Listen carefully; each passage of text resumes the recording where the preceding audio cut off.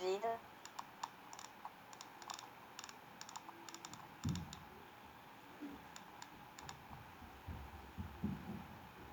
Le particularisme du droit pénal.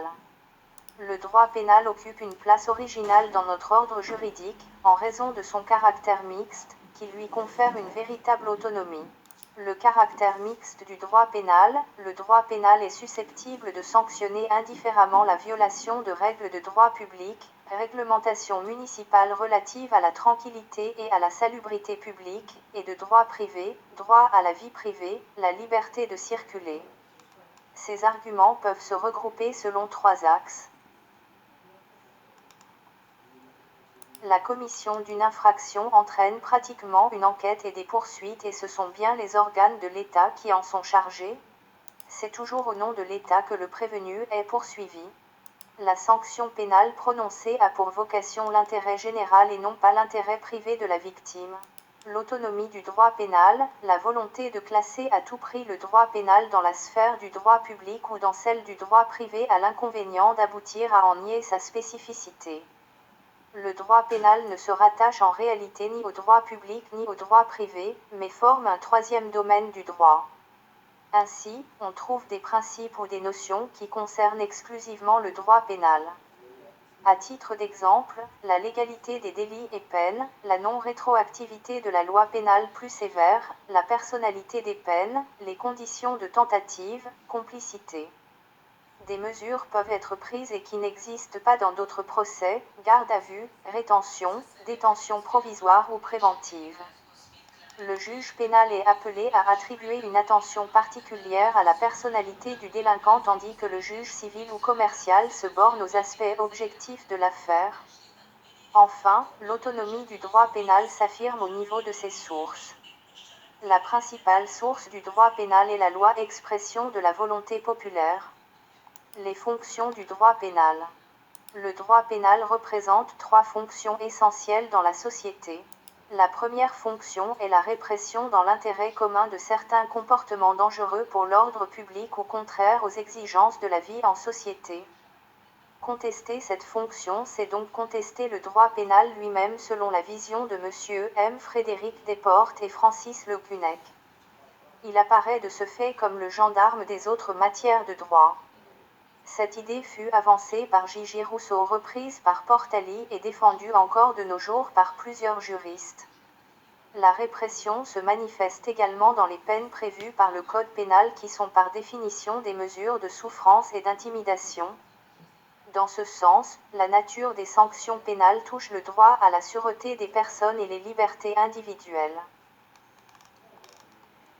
La deuxième fonction est liée à l'expression des valeurs essentielles de la société. La fonction expressive s'impose simultanément avec la répression.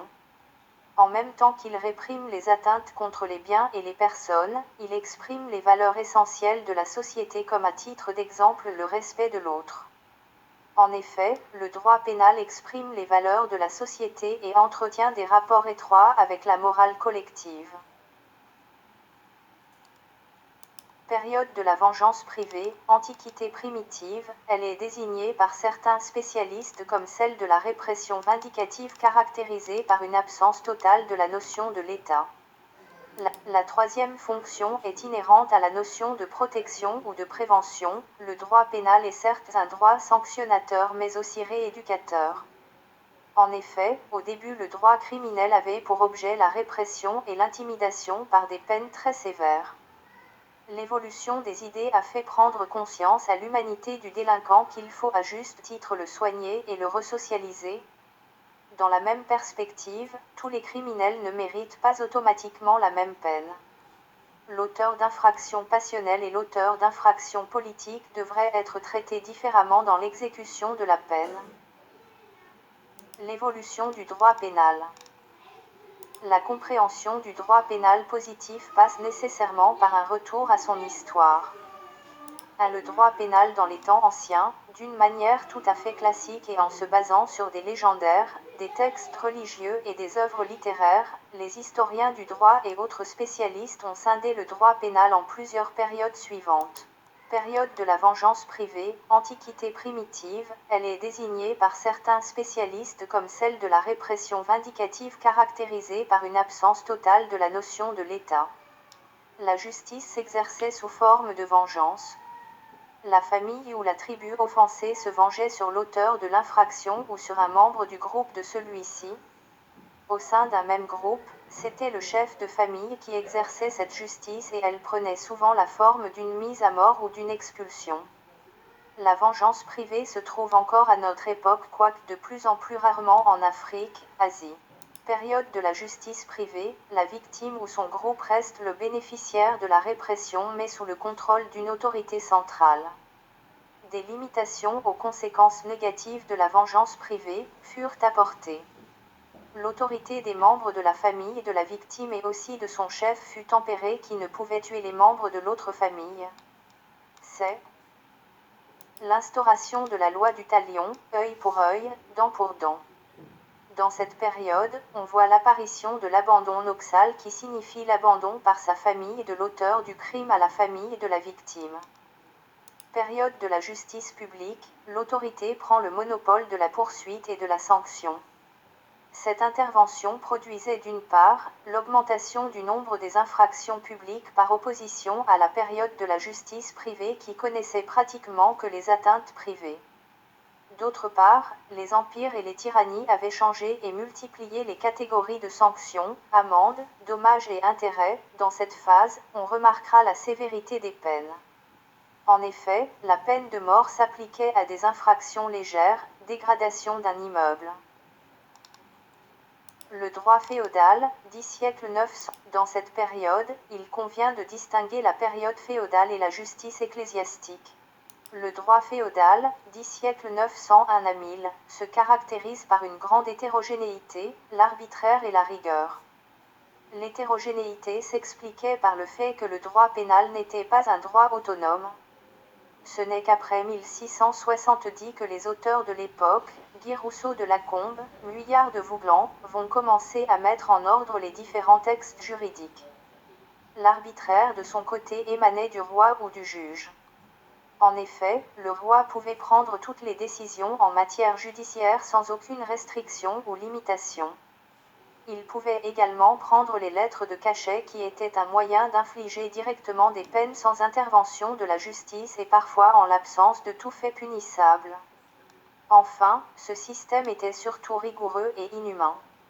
La peine de mort était fréquente, les peines d'emprisonnement étaient très longues et disproportionnées par rapport au degré des infractions commises. En outre, elles étaient accompagnées de travaux forcés pénibles, de la torture, etc.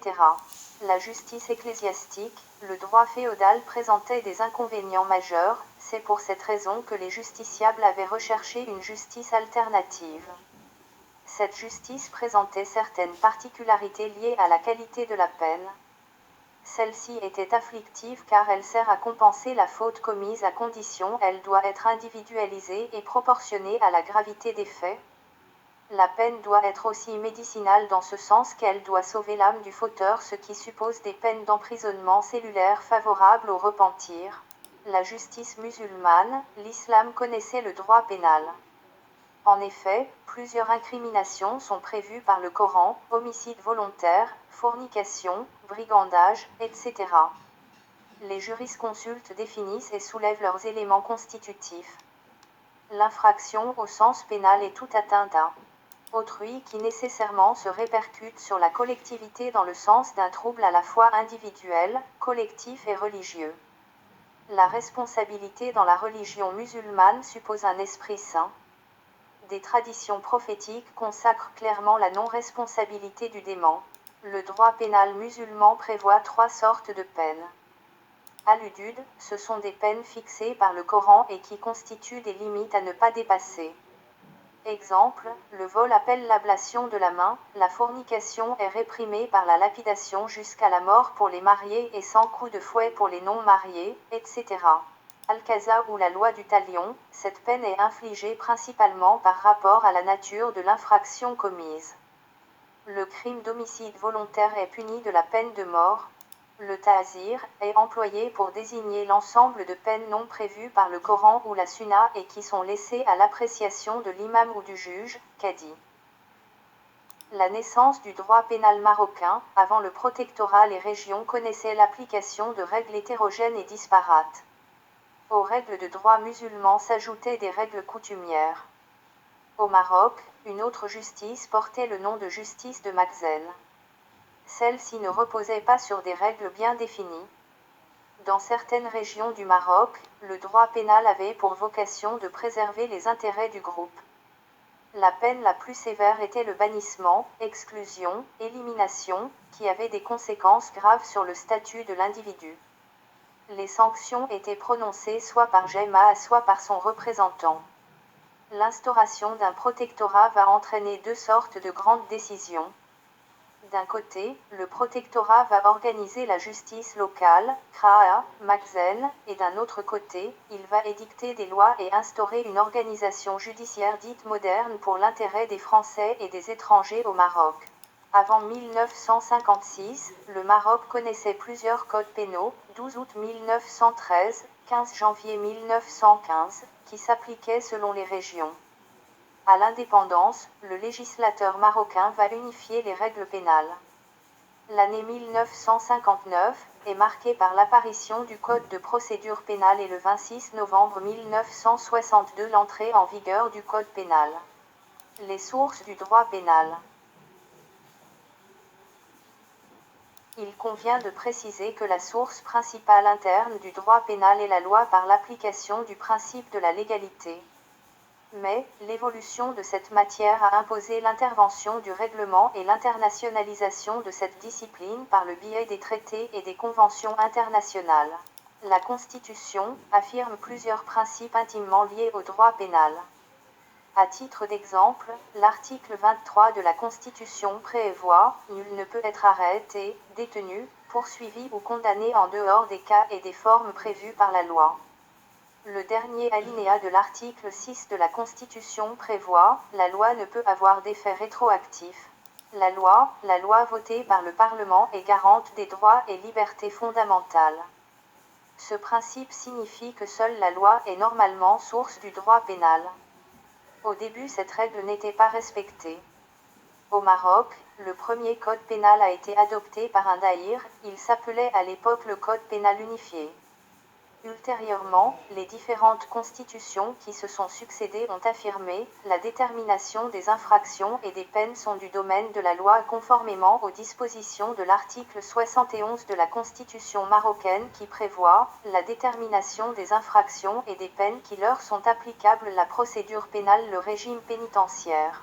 Le règlement, les partisans du principe de la séparation des pouvoirs tolèrent mal l'intervention d'une autorité autre que le législatif dans ce domaine. Toutefois, l'intervention du pouvoir exécutif en matière pénale apparaît clairement dans les contraventions, voire à titre d'exemple, l'article 609 alinéa 11 du Code pénal. La jurisprudence pénale joue un rôle très important en matière pénale pour adapter cette dernière à l'évolution constante et croissante de la criminalité. Le juge est amené parfois à étendre l'application des dispositions pénales pour cerner des faits infractionnels nouveaux par rapport à l'incrimination prévue par le législateur. En revanche, le juge n'est pas autorisé à créer de nouvelles infractions car cette attribution relève de la compétence du législateur. Les traités et les conventions internationales, le préambule de la Constitution prévoit expressément le rattachement du Maroc aux conventions internationales. Il existe plusieurs dispositions en la matière. On peut citer à titre d'exemple le Pacte international relatif aux droits civils et politiques, la Convention européenne de sauvegarde des droits de l'homme et des citoyens, etc.